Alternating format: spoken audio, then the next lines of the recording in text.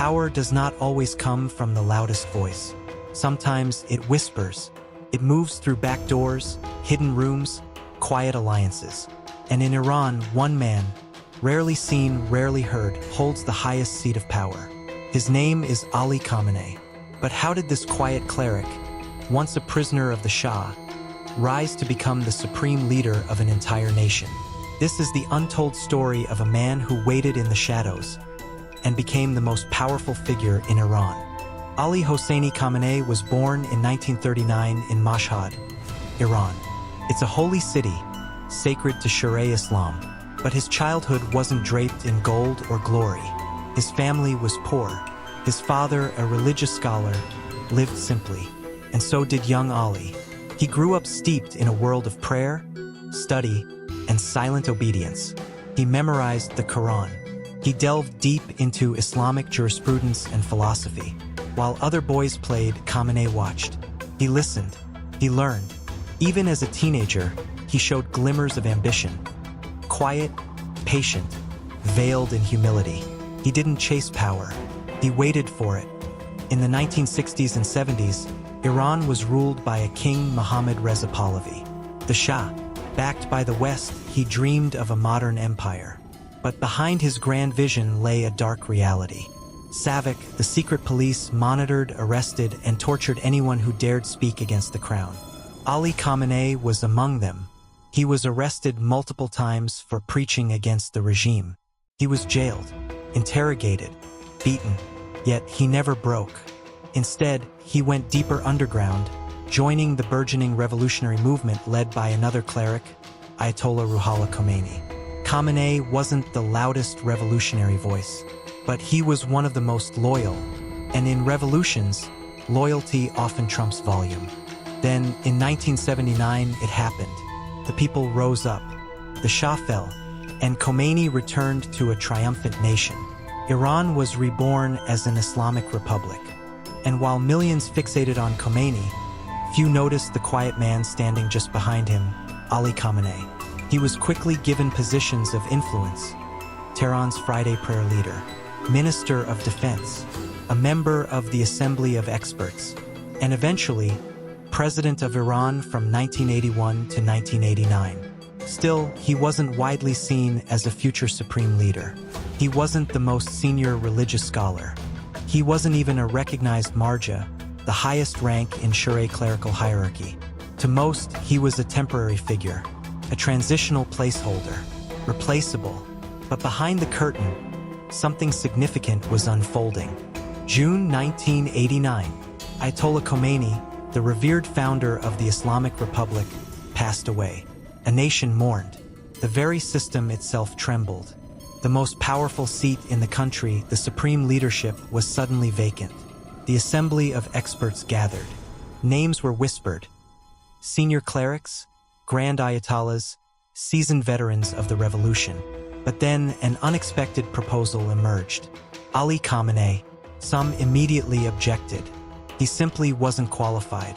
Not religiously, not politically. Yet the moment was steeped in chaos. And chaos, it turns out, often favors the prepared. Ali Akbar Hashemi Rafsanjani, Khomeini's close confidant, stood before the assembly and asserted that Khomeini himself had favored Khamenei. And just like that, the vote passed. Ali Khamenei became the supreme leader of Iran. He was chosen in a moment of profound uncertainty. But Khamenei would not rule uncertainly. Over the next decade, he methodically built his empire one piece at a time. He strengthened key institutions: the Guardian Council, the Assembly of Experts, the judiciary.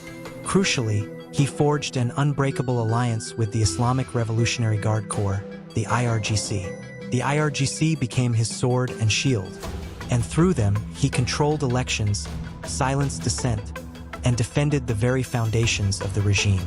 Presidents came and went. Reformists tried and failed. But Khamenei remained untouched. He was no longer the quiet cleric lurking in the background.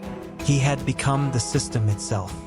Despite his immense power, Khamenei rarely appeared in public. His speeches were infrequent, meticulously written, and tightly controlled. He avoided interviews. He avoided improvisation. Every word was chosen with purpose. Every silence calculated. While others engaged the media, Khamenei watched. While others argued in parliament, he planned. Opponents mysteriously disappeared. Writers were silenced. Protests were brutally crushed. And through it all, he remained a shadow cast over the nation. Not just a ruler, but a pervasive presence. He didn't need to dominate the headlines. He dominated the very air itself. In 2009, the Green Movement erupted after disputed elections. Millions poured into the streets. They cried out for justice, for democracy, for real change. But Khamenei did not bend. He denounced them as seditionists. He ordered a brutal crackdown, internet blackouts, mass arrests, torture. The voice of the people was suffocated beneath the crushing weight of the state. Again in 2017, again in 2019, and once more in 2022 after the tragic death of Mahsa Amini. Each time, the regime responded with overwhelming force. Each time, Khamenei stood firm. He believed what he had always believed, that the Islamic Republic must survive at any cost. So who is Ali Khamenei? To some, he is a wise scholar, a steadfast protector of Sharia Islam, a vital symbol of stability in a region ablaze with conflict. To others, he is a dictator, an unelected autocrat, a man who has ruled not by consent, but by an iron grip of control. But to all, he remains a mystery, a man who never chased the spotlight, yet came to own it, a leader who never demanded power but secured all of it. He walks with a cane now. His voice is slower. Rumors about his health ripple across the region. Who will succeed him? No one truly knows. And perhaps that's precisely the point. He has ruled in silence. He may leave in silence too. Ali Khamenei was never destined to rule. He wasn't the strongest candidate, wasn't the most famous, wasn't even the most overtly qualified. But he was the most patient. While others rushed for power, he waited. While others shouted, he listened. While others rose fast and fell faster, he endured. He became the quiet architect of a regime meticulously built on control, unwavering loyalty, and calculated fear. And now, more than 35 years later, he remains. Not because he seized power, but because he became the power. Sometimes the most dangerous man in the room is the one who says the least.